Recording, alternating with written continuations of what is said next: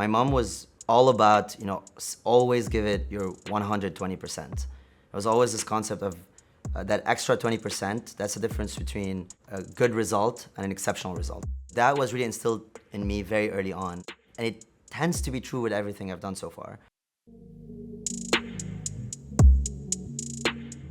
I'm Tarek, I'm co-founder and CEO at Kalshi, and I'm 25. Kalshi is a financial exchange that allows people to trade on the outcome of events. So the way I always like to describe it is that we're developing a new asset class.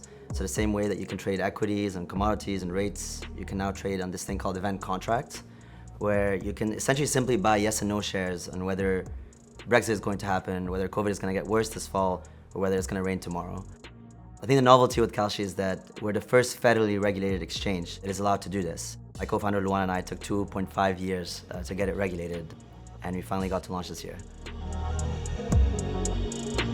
I was always really into math. I was the math nerd in class. And so that sort of, led me to get into MIT. It was a big dream of mine when I was growing up, math nerd, MIT made sense. And at MIT I got exposed to finance, which felt like this was something that was really appealing to me. And then I realized in finance, it was something about it. I liked being a trader, but that wasn't what I wanted to do.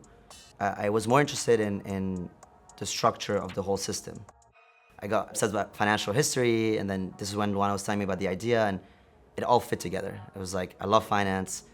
It's going to be hard, which I think felt really exciting. There was one day where Luana convinced me to both of us called 65 lawyers in one day, all of which said, absolutely not, we're not touching this. This is not gonna happen. People have been trying since the 80s and 90s, and it's not happening. And we kept on pushing until we finally got regulated on November 3rd, 2020, actually the day of the elections. We basically unlocked a whole new asset class for the US.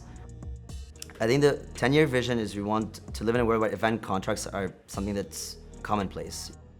There's really big market that hopefully would leave us with some amount of legacy.